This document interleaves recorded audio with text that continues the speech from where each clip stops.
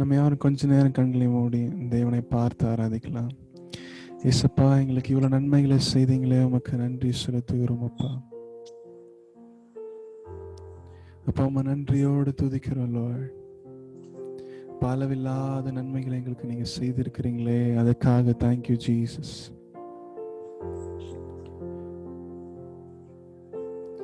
தாழ்மையில் இருந்தேன், தள்ளாடி நடந்தேன், தயவாய் நினைவு கூர்ந்தீர். தாழ்மையில் இருந்தேன், தள்ளாடி நடந்தேன், தயவால் நினைவு கூர்ந்தீர். கலங்காதே என்று கண்ணீரை துடைத்து கரம் பற்றி நடத்துகிறீர்.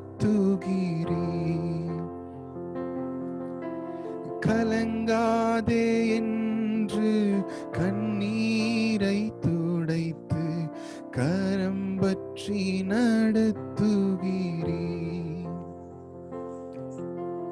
நன்றி, உமக்கு நன்றி அப்பா, நன்றி, உமக்கு நன்றி எங்கள் அப்பா பிதாவே, அன்பான தேவா, அருமை இரட்சகரே,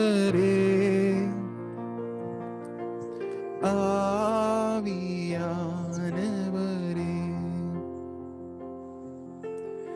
நன்றியோடு துதிக்கிறோம் அப்பா. நீங்க செய்த நன்மைகளை நினைக்கும் போது எங்களால நன்றி செலுத்தாம இருக்கவே முடியாதப்பா.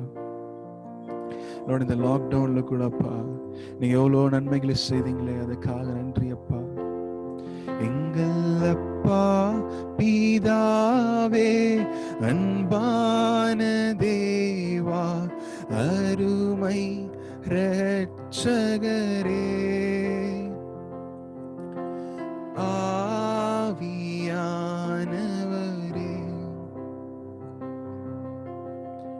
சென்னையில் ஒருத்தர் லாக்டவுன்னாலே பணமே கிடையாது அவங்க கிட்ட, ஆட்டோ ஓட்டுறவர். பார்த்தாரு, சம்பாதிக்கிறது வேறு வழி இல்லை, நேராக சூசைட் பண்ணிக்கிட்டாங்க. ஆனா இன்னைக்கு அவர் இல்லை. ஆனா நம்மள ஆண்டவர் ஜீவனோட வச்சிருக்கிறார்ல, அவரை நம்பினதால நம்மள அவர் கைவிடல, அவர் நம்மள. அப்போ உங்களுக்கு நன்றி செலுத்துகிறோம். எத்தனையோ பேர் ஜீவனோட இல்லை, ஆனால் நீங்க எங்களை ஜீவனோட வச்சிருக்கிறீங்களப்பா. எவ்வளவு தாழ்மையில இருந்தாலும் நீங்க எங்களை உயர்த்துறீங்களே, அதுக்காக தேங்க்யூ ஜீசஸ்.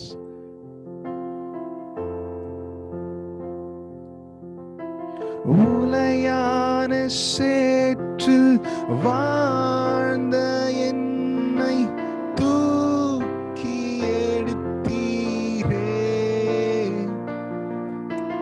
உலையான சேற்றில் வாழ்ந்த என்னை தூக்கி எடுத்தீரே. கல்வாரி ரத்தம் எனக்காக சிந்தி கழுவி சுமந்தீரே. நன்றி, உமக்கு நன்றி அப்பா, நன்றி, உமக்கு நன்றி எங்கள் அப்பா பிதாவே, அன்பான தேவா, அருமை இரட்சகரே,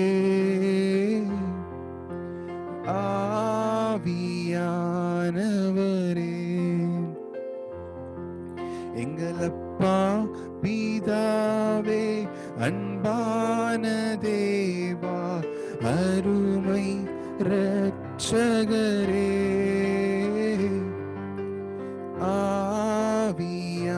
ஆவியானவரே.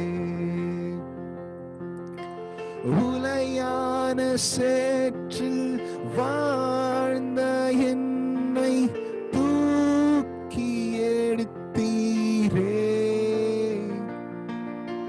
கல்வாரி ரத்தம் எனக்காக சிந்தி கழுவி அனைத்தீரே. கல்வாரி ரத்தம் எனக்காக சிந்தி கழுவி அனைத்தீரே. நன்றி உமக்கு நன்றி அப்பா, நன்றி உமக்கு நன்றி எங்கள் அப்பா பிதாவே, அன்பான தேவா, அருமை இரட்சகரே, ஆவியானவரே.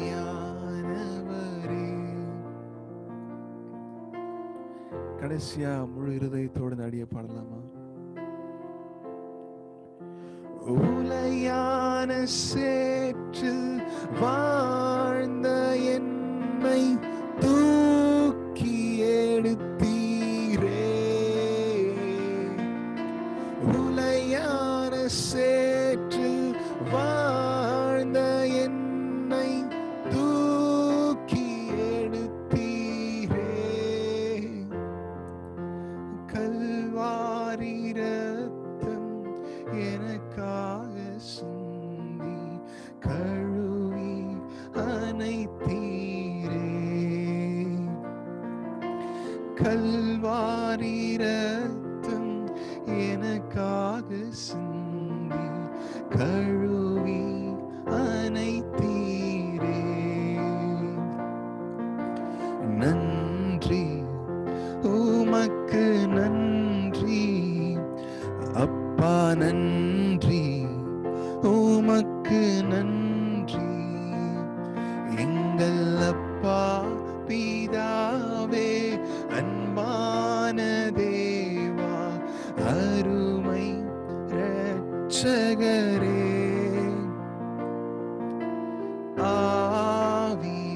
ஆவியானவரே. லார்ட், உங்களை முழு இருதயத்தோடு துதிக்கிறவங்களை எங்களை மாற்றுங்க லார்ட். எங்க சிந்தனையில வாங்கப்பா, எங்க இருதயத்துல நீங்க வாங்கப்பா.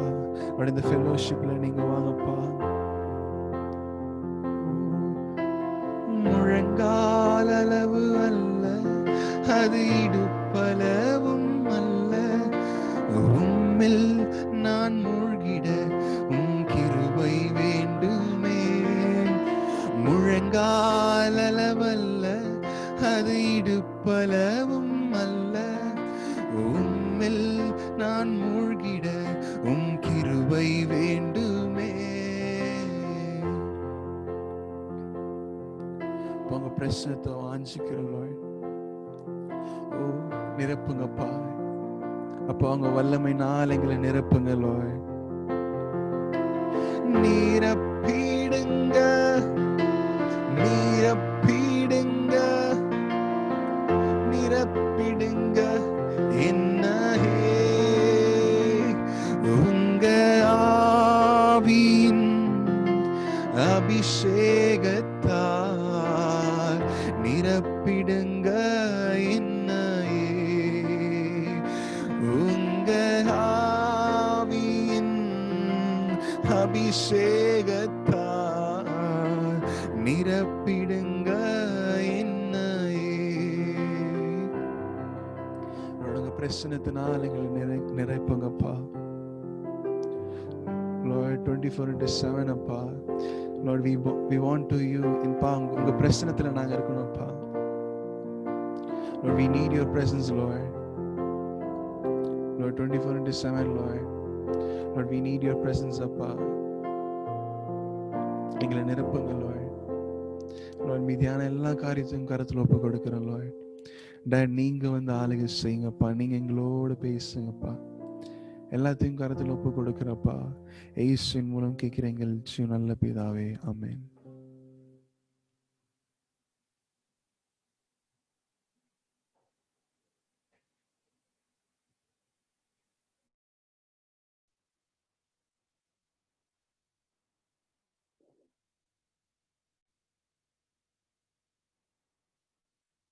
ஒரு 15 மினிட்ஸ் நம்ம ஷேர் பண்ணிட்டு ப்ரேயர் போயிடுவோமா?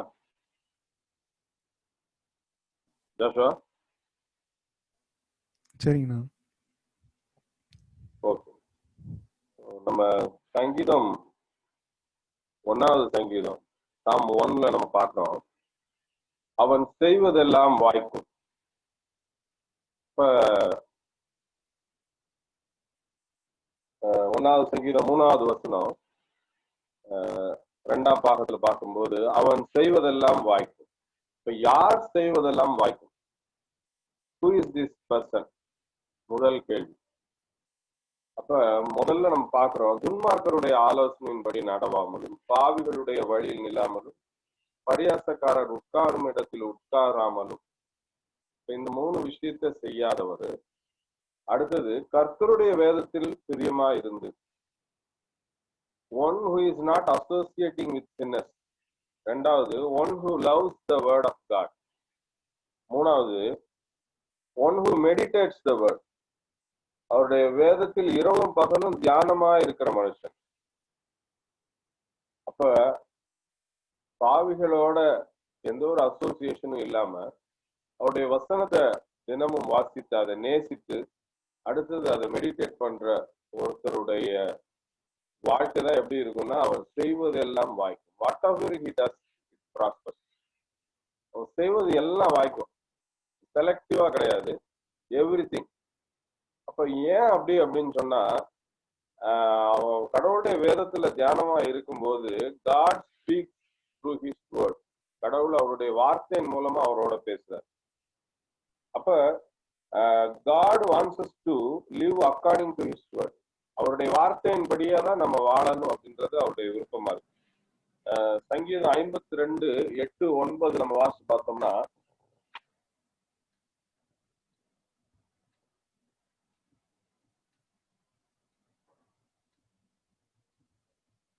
சாம் 52:8-9, நானோ தேவனுடைய ஆலயத்தில் பச்சையான ஒலிவ மரத்தை போல் இருக்கிறேன், தேவனுடைய கிருபையை என்றென்றைக்கும் நம்பி இருக்கிறேன்.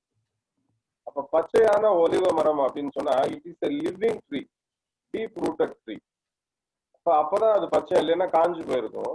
நானோ தேவனுடைய ஆலயத்தில் பச்சையான ஒலிவ மரத்தை போல் இருக்கிறேன், அவருடைய கிருபையை என்றென்றைக்கும் நம்பி இருக்கிறேன்.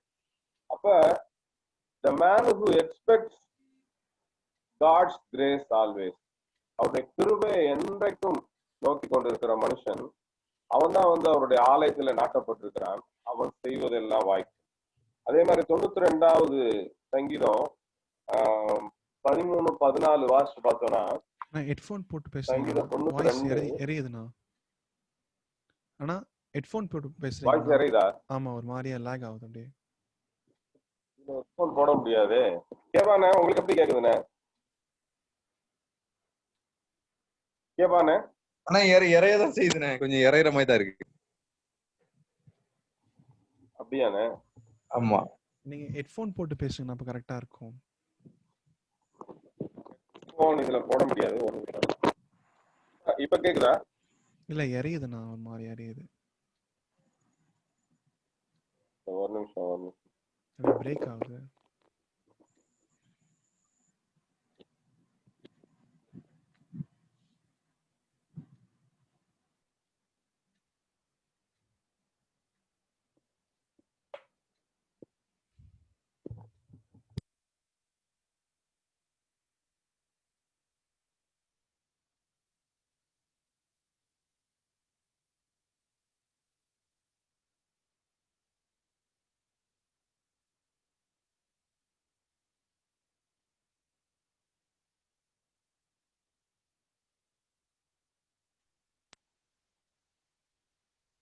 இப்ப கேக்குதா? கேக்குதுண்ணா. இப்ப கிளியரா இருக்கா? இல்ல, அந்த பிரேக்கிங் இருக்குண்ணா, லேசா எரியுது. லேசா. மொபைல்ல மாத்தணும், ஒரு நிமிஷம். ஓகே ஓகேண்ணா.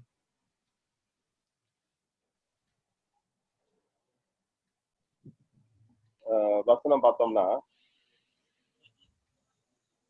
12, 13, 14, நீதிமான் பனையை போல செழித்து லீபனோனில் உள்ள கேதுருவை போல வளருவான். கர்த்தருடைய ஆலயத்திலே நாட்டப்பட்டவர்கள் எங்கள் தேவனுடைய பிரகாரங்களில் செழித்திருப்பார்கள். கர்த்தர் உத்தமர் என்றும் என் கண்மலையாகி அவரிடத்தில் அநீதி இல்லை என்றும் விளங்க பண்ணும்படி.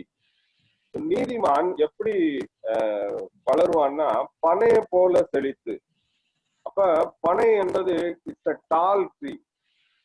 அப்ப பனைய போல செழித்து வருவான். He'll be taller than anything. எல்லா விஷயத்திலும் he will prosper. இன்னொரு விஷயம், ஒருவேளை டாலா மட்டும் இருந்தா போதாது, ஸ்ட்ராங்காவும் இருக்கணும். லீபனோனின் கேதுருவை போல அந்த செடாஸ் ஆஃப் லெபனான், அதை நம்ம பார்க்கும் பொழுது ஸ்ட்ரென்த்துக்கு உதாரணமா அதை நம்ம சொல்றோம். அப்ப லீபனோனின் கேதுரு அப்படின்றது என்னன்னா he has the strength of the cedar tree. அது நம்ம பார்க்கிறோம். அப்ப கர்த்தர் எப்படி யாரை அப்படி ஆசீர்வதிப்பார்? who is the person அப்படின்னு பார்க்கும் பொழுது one who loves the word of God, கர்த்தருடைய வேதத்திலே பிரியமா இருந்து, one who meditates the word of God day and night, இரவும் பகலும் அதுல தியானமா இருக்க மனுஷன். one who dissociates from the sinners, துன்மார்களுடைய ஆலோசனையின்படி நடாமலும் பாவிகளுடைய வழியில இல்லாமலும் பரியாசக்கார உட்கார்ந்த இடத்தில் உட்காராமலும் கர்த்தருடைய வேதத்துல பிரியமா இருந்து அப்படின்னு பாக்குறோம். ரெண்டாவது காரியம் who is the person பாக்குறோம். ரெண்டாவது where is he planted. நம்ம வசனத்தை நம்ம தெளிவா வாசி பார்த்தோம் அப்படின்னு சொன்னா அவன் நீர்க்கால்களின் ஓரமாய் வளர்ந்து அப்படின்னு இல்லை. he grows along the rivulets அப்படியா பாக்குறோம். அப்படி இல்லை, அவன் நீர்க்கால்களின் ஓரமாய் நடப்பட்டு அப்படின்னு பாக்குறோம். he is planted. அப்ப பிளான்டட் அப்படின்னு சொல்லும் போதே நம்ம என்ன பாக்குறோம், he is not a forest tree. அவன் ஒரு காட்டு ஒலிவ மரம் கிடையாது, அவன் ஒரு காட்டு மரம் கிடையாது. he is not having any competition. காட்டுல இருக்க மரம் it is having competition for sunlight, water. கிட்ட வளர்ந்து சர்வைவல் ஆஃப் த ஃபிட்டஸ்ட். எது ஸ்ட்ராங்கா வளருதோ, எது தாளா வளருதோ அதுதான் செழிப்பா வளர முடியும். அது மாதிரி இது காட்டுல வளர்ந்த மரம் கிடையாது, எல்லாரோட காம்படிஷன் உள்ள ஒரு மனுஷன் கிடையாது. இவன் he's a planted tree. சரியான ஹலோ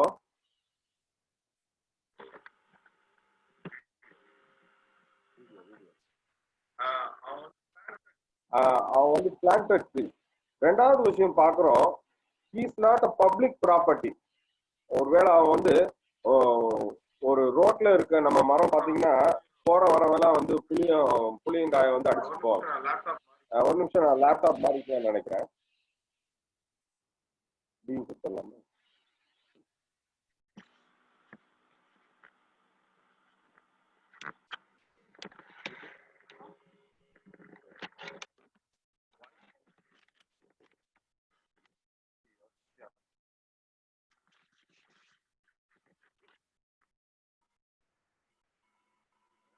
கொஞ்சம் கம்மியா கேக்குது. கேக்குதா? இப்ப கேக்குதா? கிளியரா? வாய்ஸ் ரொம்ப லோவா இருக்குண்ணா. கேக்குதா? வாய்ஸ் கிளியரா இருக்குன்னா ஆனா லோவா இருக்கு. ஆமா, லோவா இருக்கா? ஹெட்ஃபோன் போட்டா நல்லா இருக்கும். ஹெட்ஃபோன் போட்டா நல்லா இருக்கும்ண்ணா. இன்னைக்கு இவ்ளோ டிஸ்டர்பன்ஸா இருக்கு. ஆமா,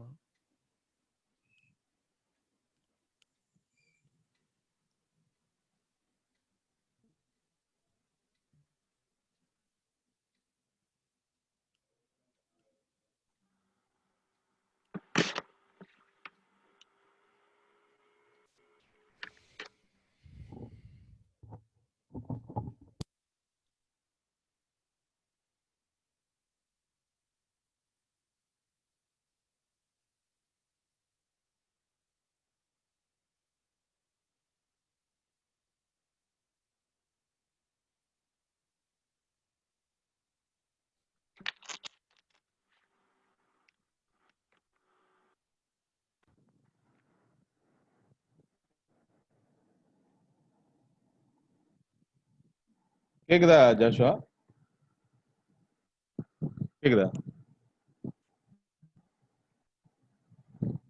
அண்ணா? கேபாண்ணா கேக்குதுல? கேக்குதுண்ணே. கிளியரா இருக்காண்ணே? கிளியரா இருக்குண்ணே. சரி. அடுத்தது முதல் விஷயம் பாக்குறோம், யார் அந்த மனுஷன் அப்படின்னு பாக்குறோம். ரெண்டாவது விஷயம், வேர் இஸ் ஹி பிளான்டட். அப்ப அவன் நீர்க்கால்களின் ஓரமாய் நடப்பட்டு. அப்ப முதல் காரியம், he is not a forest tree. அவனுக்கு எந்த காம்படிஷனும் கிடையாது. கடவுள் அவனை ஸ்பெசிபிக்கா தேர்ந்தெடுத்து அவனை தனியா நீர்க்கால்களின் ஓரமா அவனை நடுறாரு. ரெண்டாவது விஷயம், he is not a public property. போறவன் வர்றவன் யாரு வேணா அவனை புடுங்கிட்டோ ஒரு மரக்கிளைய உடைக்கிறதோ அதனுடைய கனிகளை எடுக்கிறதோ அது மாதிரி யாருமே செய்ய முடியாது. He is not a anonymous person, he belongs to God. மூணாவது விஷயம், he is not in the desert. ஒருவேளை வனாந்திரத்துல வளர்ற தண்ணிக்கு தன்னுடைய வேர்களை நீண்ட தூரம் அனுப்பி நீரை குடிக்க வேண்டிய பிரச்சனையோ அல்லது மழை இல்லாம வாட வேண்டிய பிரச்சனையோ அவனுக்கு கிடையாது. எப்பொழுதும் அவன் நீர்க்கால்களின் ஓரமாயே இருக்கிறான். அதனால அவன் செழிப்பாக இருக்கக்கூடிய ஒருவனா இருப்பான். அப்ப நாலாவது விஷயம் பாக்குறோம், he does not long for his needs. எந்த ஒரு தேவைக்காகவும் அவன் நடப்பட்ட ஒரு மரமா இருக்கிறதுனால அவன் நிறைய ஸ்பேஸ் சுட்டு நட்டிருப்பான். அவனுக்கு சன்லைட் நல்லா கிடைக்கும். ரெண்டாவது, நீர்க்கால்களின் ஓரம் அப்படின்னு சொல்லும் போது ஆற்று ஓரமா இருந்தா ஒருவேளை தண்ணி அடிச்சுட்டு போக வாய்ப்பு இருக்கு. நீர்க்கால்கள்ன்றது அந்த ரிவர்ஸ்ல இருந்து யூதர்கள் தனியா சேனல் போட்டு அந்த ரிவலட்ஸ் மாதிரி வச்சு அதனுடைய ஓரத்துல இந்த மரங்களை நட்டிருப்பாங்களாம். அப்ப அதுக்கு தேவையான நீர் எப்பொழுதும் கிடைத்து கொண்டே இருக்கும். கடவுள் அவருடைய வேதத்தை தியானிக்கிறவன், வேதத்துல பிரியமா இருக்கிற துன்மார்க்கரோடு சகவாசம் இல்லாத அவருடைய பிள்ளைகளை இப்படியாக அவர் நட்டு வைக்கிறார். அவர் அவங்களுக்கு எப்படி ஆசீர்வாதம் கொடுக்கணுமோ அந்த இடத்துல he plants them. So he is a chosen person. ஒருவேளை சீட்லிங்ஸ் பாத்தீங்கன்னா நிறைய சீட்ஸ போடுவாங்க. அந்த சீட்ஸ்ல இருந்து ஜெர்மினேஷன் சொல்லுவாங்க, ஜெர்மினேஷன் பெர்சன்டேஜ். அக்ரிகல்ச்சர் படிச்சதுனால ஜெர்மினேஷன் பெர்சன்டேஜ் 80%, 90%, 95% ஜெர்மினேஷன் பார்ப்போம். அப்ப ஒரு சில விதைகள் வளராம போயிடும், ஒரு 90% தான் வளரும். அதுல நல்ல ஒரு சீட்லிங் எடுத்து அந்த நீர்க்கால்களின் ஓரமாய் நடுறார். அப்படிப்பட்ட மனுஷன் தான் யாரு அப்படின்னு சொன்னா அவருடைய வேதத்திலே பிரியமா இருக்கிற மனுஷன். So he is chosen for a purpose. மூணாவது காரியம், who has planted it. யார் அந்த மரத்தை நட்டா அப்படின்னு பாக்குறோம். God has planted it. எப்படி எனக்கு தெரியும் அப்படின்னு சொல்லணும்னா மத்தேயு 15வது அதிகாரம் 13வது வசனம். மத்தேயு 15:13.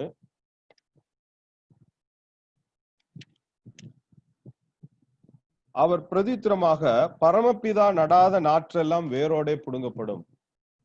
அப்ப யார் நடாத நாற்றெல்லாம்? பிதா, பரமபிதா. அவர் நடாத நாற்றெல்லாம் வேரோடு. அப்ப வேரோடு இருக்கின்ற நாற்று எல்லாமே அவர் நட்ட நாற்று. கடவுள் he has, God has planted it. அதுல எந்தவித சந்தேகமே இல்லை. ரெண்டாவது விஷயம், எரேமியா 11:16 பாக்குறோம், நல்ல கனி உண்டாயிருக்கிற நேர்த்தியும் பச்சையுமான ஒலிவ மரம் என்னும் பெயரை உனக்கு இட்டார். அப்ப he has named me. என்ன மாதிரி பேரை கொடுத்திருக்கிறாரு? நல்ல கனி உண்டாயிருக்கிற நேர்த்தியும் பச்சையுமான ஒலிவ மரம். அப்ப it is a fruiting tree, நேர்த்தியான tree, it's a beautiful tree. அப்படிப்பட்ட ஒரு மரமாக அவர் என்னை வளர்க்கிறார். அப்ப நம்ம அவருக்கு பிரியமான காரியங்களை நம்ம செய்யும் பொழுது God is planting me, God is giving water to me and he is rearing me like anything. அவருடைய பிள்ளையை போல அவர் என்னை வளர்க்கிறாரு. So I am his own property, I am his possession. அவருடைய சொத்து, அவருக்கு சொந்தமானவன் நான். அத நம்ம பாக்குறோம். சங்கீதம் 46:4-5 நம்ம பார்த்தோம்னா, 46ஆம் சங்கீதம்,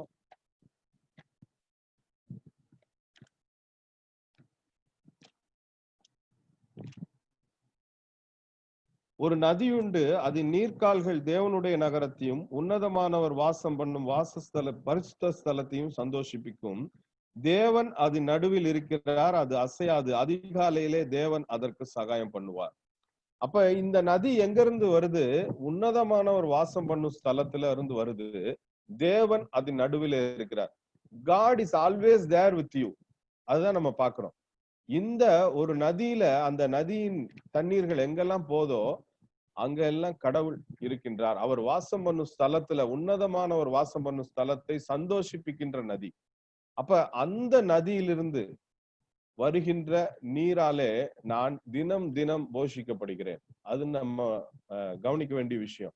அப்ப அந்த நதியிலிருந்து வர்ற நீர் எது அப்படின்னு சொன்னா, நான் தினம் தினம் மெடிடேட் பண்ற அவருடைய வேர்டு தான் என்னை தினம் அனுதினம் போஷிக்கின்ற மன்னாவாக நீராக இருக்கின்றது. அப்ப அவருடைய வேதத்துல நம்ம வந்து பிரியமா இருக்கும் பொழுது, பிரியமாய் அப்படின்றப்ப என்னன்னா வேண்டா வெறுப்பா படிக்கிறது இல்ல. ஒரு சில நேரங்கள்ல நம்ம காலேஜுக்கு போகலையோ வேலைக்கு போகலையோ கடன் பைபிள் வாசிச்சுட்டு போவோம். அது பிரியமாய் வாசிக்கிறது இல்ல. ஒரு கிரிக்கெட் மேட்சையோ ஒரு ஃபுட்பால் மேட்சையோ வந்து லாஸ்ட் ஃபைனல் ஓவர்ல 3 ரன் 6 ரன் எடுக்கணும் 5 ரன் எடுக்கணும்ன்றப்ப எப்படி பார்ப்போமோ, ஒருவேளை ஒரு ஃபுட்பால் மேட்ச்ல 2 பேரும் டைல இருக்கும் பொழுது நம்ம நினைக்கிற டீம் ஜெயிக்க வேணும் அப்படின்றப்ப எவ்வளவு ஆர்வமா பார்ப்போமோ, அப்படி பாக்குறதுதான் பிரியமா பாக்குறது. ஒரு பிள்ளை, ஒரு அப்பா வந்து தன்னுடைய பிள்ளைக்கு என்ன பிடிக்கும்னு தெரிஞ்சு அதை வரும் பொழுதே வாங்கிட்டு வருவார். அதுதான் பிள்ளையின் மேல இருக்க பிரியத்தை காமிக்கிறது. So that is the love towards the game or baby. அந்த லவ் ஓட நம்ம வந்து வேதத்தை நாம் வாசிக்க வேண்டும் என்று கடவுள் விரும்புகிறார். அதுதான் நம்ம பாக்குறோம். சோ அப்படி நான் வாசிக்கும் பொழுது கடவுள் என்னை எல்லா காம்படிஷன்ஸ்ல இருந்தும் என்னை விலக்கு காக்குறார். ஒருவேளை நீங்க காலேஜ்ல படிச்சுட்டு இருக்கலாம், நிறைய காம்படிஷன் இன் ஃபியூச்சர்ல. இன்னைக்கு பாத்தீங்கன்னா, இன்னைக்கு ஒரு தம்பிகிட்ட பேசிட்டு இருந்தேன். அவன் கூட படிச்ச 19 பேர் ஒரு கம்பெனில ஜாயின் பண்ணாங்க. 19 பேரையும் வேலையை விட்டு அவங்க எடுத்துட்டாங்க. அதே மாதிரி இன்னைக்கு ஒரு யூடியூப் சேனல்ல பாத்துட்டு இருந்தேன். ஒரு ஃபேமிலி வந்து அப்படியே மெட்ராஸ்ல இருந்து நாங்க கிளம்பி போவோம்னு நினைக்கவே இல்லை, திடீர்னு வி லாஸ்ட் அவர் ஜாப். அப்ப இந்த மாதிரி ஒரு காம்படிட்டிவ் வேர்ல்டு நம்ம வாழ்றோம். அப்ப அவர் மேல நான் பிரியமா இருக்கையில அவர் வந்து இந்த விதமான காம்படிஷன்ஸ்ல இருந்து கடவுள் என்னை பாதுகாத்து என்னை வந்து தனியா எனக்கு ஒரு ஸ்பெஷல் பொசிஷனா அவர் வந்து கொடுக்குறாரு. அதுதான் நம்ம பாக்குறோம். ரெண்டாவது விஷயம், என்னை போற போக்குல யார் வேணா என்னை வந்து எதுவும் செஞ்சுட்டு போயிட மாட்டேன். I am not a public property that somebody can disturb me at any time. ஐ ஆம் ஹிஸ் பொசஷன். அவருடைய அவருக்கு சொந்தமான நான். அதுதான் நம்ம பாக்குறோம். அவருக்கு சொந்தமான ஜனமாயும் அப்படின்னு நம்ம பாக்குறோம். அப்ப அவருக்கு சொந்தமானவன். அப்ப ஒருத்தருக்கு, ஒரு மாஸ்டருக்கு சொந்தமான ஒரு தோட்டத்துல இருக்கின்ற ஒரு கார்டனருக்கோ ஒரு மாஸ்டருக்கோ ஒரு ஓனருக்கோ சொந்தமான ஒரு தோட்டத்துல நான் வந்து சுற்றிலும் ஐ ஆம் பீயிங் ஃபென்ஸ்டு அண்ட் ப்ரொடெக்டட். அப்படி இருக்கும் பொழுது யாரும் வந்து என்னை தொட முடியாது. மூணாவது விஷயம், I am not in a dessert. எனக்கு வந்து எந்த ஒரு வனாந்தரத்துல எனக்கு இல்ல. God is feeding me day in and day out. Every day he feeds me with water and food and sunlight. எனக்கு abundance, எல்லாமே abundanceல கிடைக்கிற மாதிரி செய்றார். He gives everything in abundance. நாலாவது விஷயம், he looks after my needs. அப்ப எனக்கு என்ன தேவையோ, ஒருவேளை அந்த மரம் வளர்றதுக்கு உரம் தேவை அப்படின்னு சொன்னா அதை வந்து உரம் போடுறார். அதை சில இடங்கள்ல கொத்தி விடணும், வேருக்கு வந்து ஆக்சிஜன் வேணும்ன்றாங்க. அப்ப அந்த மாதிரி கொத்தி விடும் பொழுதுதான் வேருக்கு வந்து அந்த காற்று வந்து ஏர் வந்து போகுது, ஆக்சிஜன்ல ஏர். அப்ப ஏரேஷன் வந்து கிடைக்குது. அப்ப என்னென்னலாம் செய்யணுமோ அத்தனையும் ஆண்டவர் எனக்கு செய்கிறவரா இருக்கிறார். அப்ப எப்ப அப்படின்னு சொன்னா அவருடைய வேதத்துல நாம் பிரியமா இருக்கும் பொழுது. அப்ப 3 காரியம் பார்த்தோம். Who is the person? வேதத்திலே பிரியமாய் தியானித்து இருக்கின்ற மனுஷன். Where is he planted? மூணாவது விஷயம், who has planted me? நாலாவது விஷயம், what is his purpose?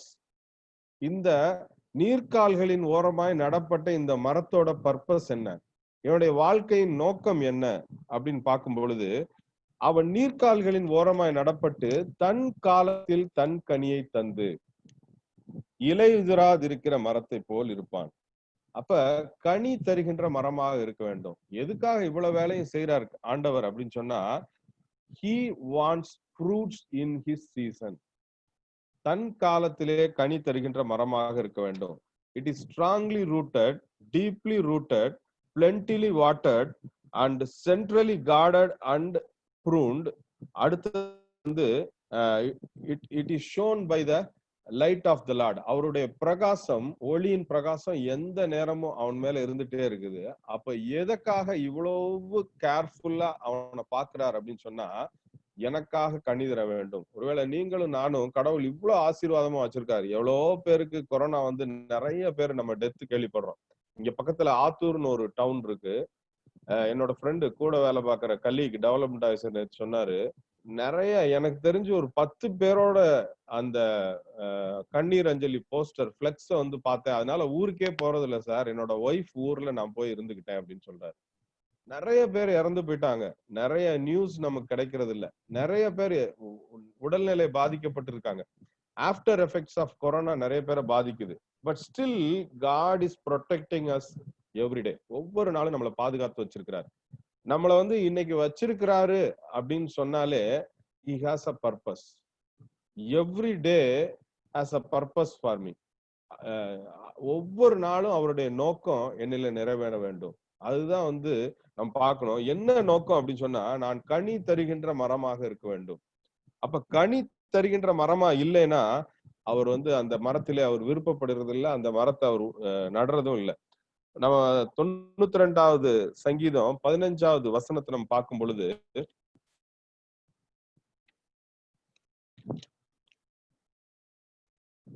அவர்கள் முதிர் வயதிலும் கனி தந்து புஷ்டியும் பசுமையுமாய் இருப்பார்கள். இனிமே இந்த ட்ரீ எதுக்கும் ஆகாது அப்படின்னு நினைக்கவே முடியாது.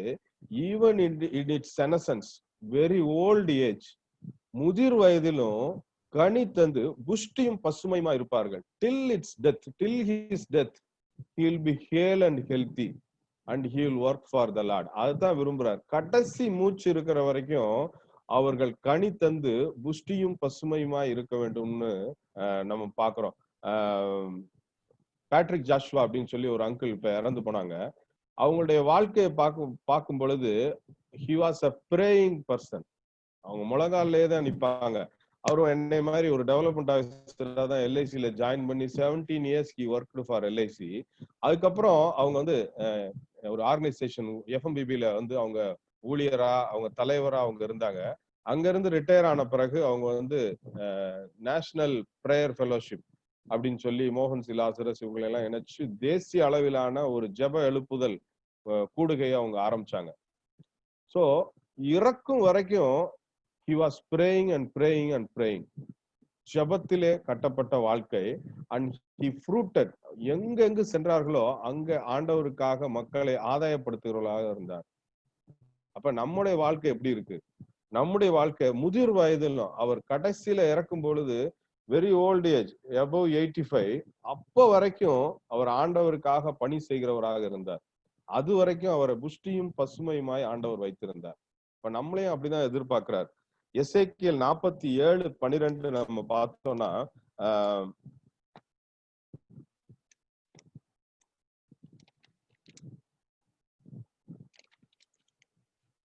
நதியோரமாய் அதன் இக்கரையிலும் அக்கரையிலும் புசிப்புக்கான சகலவித விருட்சங்களும் வளரும், அவைகளின் இலைகள் உதிர்வதும் இல்லை, அவைகளின் கனிகள் கெடுவதும் இல்லை, அவைகளுக்கு பாயும் தண்ணீர் பரிசுத்த ஸ்தலத்திலிருந்து பாய்கிறபடியினால் மாதந்தோறும் புது கனிகளை கொடுத்து கொண்டே இருக்கும், அவைகளின் கனிகள் புசிப்புக்கும் அவைகளின் இலைகள் அவிழ்தத்துக்கும் ஆனவைகள்.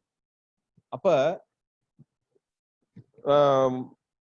3-4 விஷயங்கள் நம்ம பார்த்தோம். who is this person, ரெண்டாவது where is he planted, மூணாவது who has planted it, நாலாவது what is his purpose, அஞ்சாவது விஷயம் what is his blessing. அப்ப அவனுடைய பர்பஸ் வந்து ஃப்ரூட், பேரிங் ஃப்ரூட் தான் அவனுடைய பர்பஸ். அஞ்சாவது விஷயம் வாட் இஸ் ஹிஸ் பிளெஸிங். இப்படி ஃப்ரூட் பண்றதுனால அவனுக்கு கிடைக்கின்ற ஆசீர்வாதம் என்னன்னு பார்த்தோம்னா, நதியோரமாய் இக்கரையிலும் அக்கரையிலும் புசிப்புக்கான சகல விருட்சங்களும் வளரும், அவைகளின் இலைகள் உதிர்வதும் இல்லை, அவைகள் கனிகள் கெடுவதும் இல்லை. அப்ப இந்த ஃப்ரூட்ஸ் பாத்தீங்கன்னா, சில ஆப்பிளோ இல்ல வாழைப்பழமோ வாங்கிட்டு, ஆப்பிள விடுங்க, வாழைப்பழத்தை வாங்கி வச்சோம்னா சீக்கிரத்துல அது கெட்டு போயிடும், அழுகிரும் நீங்க ஒரு 5 நாள். ஆனா இதனுடைய கனிகள் கெடுவதில்லை. It fruits will have a longer shelf life. அதாவது அந்த கனிகள் கெடாமல் ஆண்டவர் பாதுகாக்கின்றார். ரெண்டாவது விஷயம், அவருடைய இலைகள் உதிர்வதும் இல்லை. இலை உதிர்ந்துருச்சுன்னா அதனுடைய வாழ்க்கை கொஞ்சம் கொஞ்சமா குறையும். அப்ப அவைகள் இலைகள் உதிர்வதில் எப்பயும் பசுமையா வச்சுக்கிறார் ஆண்டவர். நம்முடைய வாழ்க்கையில ஒருவேளை நீங்க படிக்கிறீங்கன்னா மற்றவர்களிடத்திலிருந்து உங்களை வித்தியாசப்படுத்தி எப்பயும் உங்களை நாலெட்ஜபிளா, எப்பயும் உங்களை ஹெல்த்தியா, உங்களுக்கு நல்ல ஒரு ஃபியூச்சர், நல்ல ஒரு லைஃப், இதெல்லாம் அமைக்க அவர் காத்திருக்கிறார். ஒன்லி திங், அவர் உங்களிடத்திலே கனிகளை எதிர்பார்க்கிறார். அப்ப நீ கனினா என்ன அப்படின்னு சொல்லி பார்க்கும் பொழுது, நான் படிக்கிற இடத்துல என்னோட விட்னஸ் எப்படி இருக்கு, என்னால எத்தனை பேர் ஆண்டவரை ஏற்றுக்கொண்டார்கள், என்னால எத்தனை பேர் அவரிடத்திலே வழி நடத்தப்பட்டார்கள், எத்தனை பேருக்கு நான் அவரை பத்தி சொல்லியிருக்கிறேன், எத்தனை பேருக்கு என்னால நன்மைகள் கிடைத்தது, நம்ம யோசிச்சு பார்ப்போம். அப்ப இதுவரைக்கும் நான் அப்படி இல்லைன்னா, from today onwards I will be a fruiting tree my lord அப்படின்னு சொல்லி நம்ம ஒரு உறுதி எடுப்போம். நான் இனி கனி தருகின்ற மரமா இருப்பேன். அப்ப கடவுள் நமக்கு இந்த பிளெஸ்ஸிங்கை கொடுக்கறதுக்கு அவர் ஆசையா இருக்கிறார். அவர் அதனுடைய அவைகளுக்கு பாயும் தண்ணீர் பரிசுத்த ஸ்தலத்திலிருந்து பாய்கிறபடியால் அந்த அந்த நீரோடை உன்னதமானவரின் ஸ்தலத்தை சந்தோஷிப்பிக்கும் 46வது அதிகாரத்துல பாக்குறோம், 46வது சங்கீதத்துல. அது எங்க இருந்து பாய்தான்? பரிசுத்த ஸ்தலத்திலிருந்து பாய்கிறபடியால் அது மாதந்தோறும் புது கனிகளை கொடுத்து கொண்டே இருக்கும். சோ ஒரு சீசனோட அது it's not a seasonal tree, it is a perennial tree. ஒவ்வொரு மாதமும், each and every month it gives new fruits. அப்ப கடவுள் ஒரு சீசனலா கொஞ்ச நாள் வேலை பார்த்துட்டு இல்ல கொஞ்ச நாள் அவருக்காக இருந்துட்டு போய் ரெஸ்ட் எடுக்கிறது இல்ல.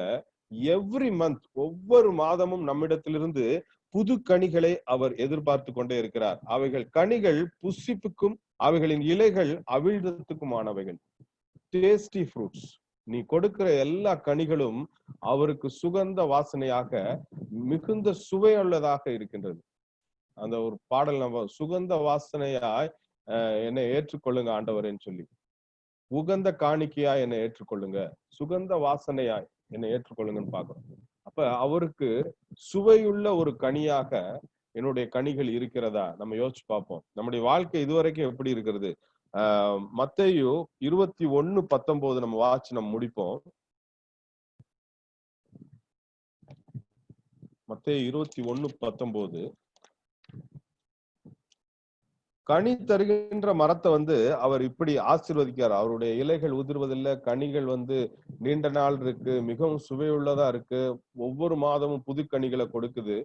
ஆனா கனி தராத மரத்தை அவர் என்ன செய்யறாரு அப்படின்னு பார்க்கும் பொழுது, அப்பொழுது வழி அருகே ஒரு அத்தி மரத்தை கண்டு அதனிடத்திற்கு போய் அதிலே இலைகளை அன்றி வேறொன்றையும் காணாமல் இனி ஒரு காலும் உன்னிடத்தில் கனி உண்டாகாதிருக்க கடவுது என்றார். உடனே அத்தி மரம் பட்டு போயிற்று. அப்ப கனி தராத மரத்தை அவர் விரும்புவதில்லை, அவர் சபிக்கின்ற தேவனாக இருக்கிறார். ஒருவேளை நாம இதுவரைக்கும் எந்த கனியுமே கொடுக்கலன்னா யூஸ்லெஸ் ட்ரீ, அதை எதுக்கு அவர் வாட்டர் பண்ணணும், எதுக்கு அவரு ப்ரூன் பண்ணணும், எதுக்கு அவர் பாதுகாக்கணும், ஒரு யூஸ்லெஸ் ட்ரீ அவர் எதுக்கு வளர்க்கணும் அப்படின்னு யோசிச்சுட்டு இனிமே உன்கிட்ட கனியே வராதுன்னு சபித்துட்டாருன்னா, I will not fruit afterwards. என்னிடத்திலிருந்து எந்த கனி, I will not bear fruits, நான் அதுக்கப்புறம் எந்த கனியுமே என்னிடத்திலிருந்து வராது. அப்ப அதற்கு முன்னதாக, அப்ப எப்ப கனி தரணும்னா தன் காலத்திலே கனியை தரணும். அப்ப இளமையில உங்களுடைய ஏஜ் இன்னைக்கு அரௌண்ட் 18 to 23, 24 இருக்கும். அப்ப இந்த பீரியட்ல யூ ஸ்டார்ட் ஃப்ரூட்டிங் அப்படின்னு சொன்னா உங்களை முதிர் வயது வரைக்கும் அவர் கனி கொடுக்க வைக்கின்ற தெய்வமா இருக்கிறார். முதிர் வயது வரைக்கும் ஆசீர்வதிக்கிறார், உங்களுடைய எதிர்காலத்தை ஆசீர்வதிக்கிறார், உங்களுக்கு ஒரு நல்ல ஒரு வேலையை கொடுக்கிறார், நல்ல ஒரு குடும்பத்தை கொடுக்கிறார், நல்ல ஒரு சூழ்நிலையை கொடுக்கிறார், கடன் இல்லாத ஒரு வாழ்க்கையை கொடுக்கிறார், அமைதியான ஒரு வாழ்க்கையை கொடுக்கிறார். ஆனா எதுவுமே இல்லைன்னா அவர் இனிமே உன்கிட்ட கனியே வராதுன்னு உன்னை தண்ணி தெளிச்சுட்டு அவர் போயிடார். நிறைய நேரம் பிள்ளைங்களை பார்க்கும் பொழுது அப்பா அம்மா சொல்லி சொல்லி சொல்லி சொல்லி சொல்லி பார்த்துட்டே இருப்பாங்க.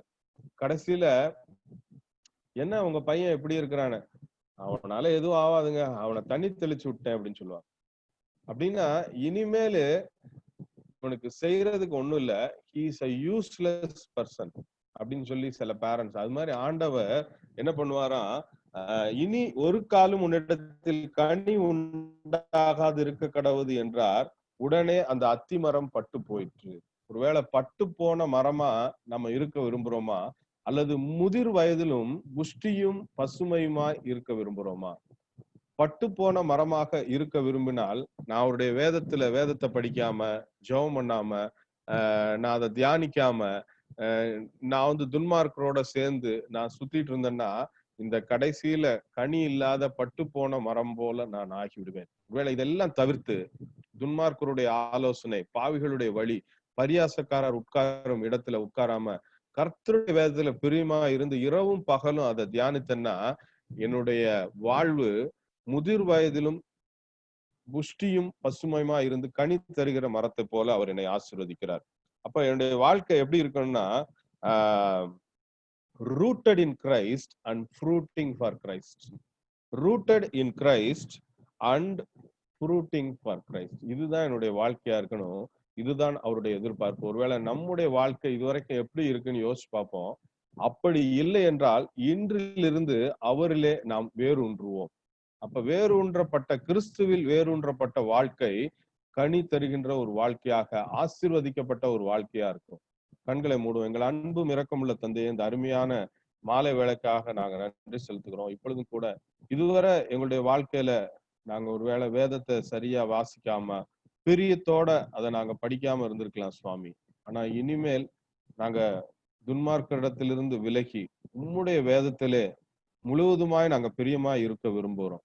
நாங்க பெற்றுக்கொண்ட அந்த தண்ணீரை மற்றவர்களுக்கும் நாங்கள் கொடுக்கத்தக்கதாக நாங்கள் கனி தருகின்ற மரமாக எங்களை மாற்றுங்க. ஒரு காலம் நாங்க வந்து பட்டு போகாதபடிக்கு எங்களை செழிப்புள்ள புஷ்டியும் பசுமையுமான மரமாய் நீங்க மாற்றுங்க. ஒருவேளை வசனம் சொல்லுகிறபடி அவன் செய்வதெல்லாம் வாய்க்கும். நாங்க நிறைய காரியங்கள் எக்ஸாம் எழுதுவோம், ஒருவேளை இதுவரைக்கும் மார்க்ஸ் கம்மியா வந்திருக்கலாம், இதுவரைக்கும் சில காரியங்கள்ல நாங்க ஃபெயில் ஆயிருக்கலாம், நாங்க அட்டம் பண்ண சில வேலைகள் எங்களுக்கு கிடைக்காம போயிருக்கலாம், நாங்க அட்டம் பண்ண ஒரு சில காலேஜ் கூட கிடைக்காம போயிருக்கலாம். ஆனா இனி நாங்க என்னென்ன செய்யறோமோ எல்லா காரியமும் ப்ராஸ்பர் ஆகிறதுக்கு நீங்க உதவி செய்ய வேண்டுமாய் கெஞ்சிரும் சுவாமி. இந்த நீதிமான் செய்வது எல்லாம் வாய்க்குன்னு உடைய வசனம் சொல்றபடி இந்த பிள்ளைகள் செய்வது எல்லாம் வாய்க்கத்தக்கதாக நீங்க கிருபை பாராட்ட வேண்டுமாய் கெஞ்சிரும். எல்லா காரியத்தையும் கரத்துல தாழ்த்தி ஒப்படைக்கிறோம். இயேசுவின் மூலம் ஜெபம் கேளு நல்ல பிதாவே, ஆமென்.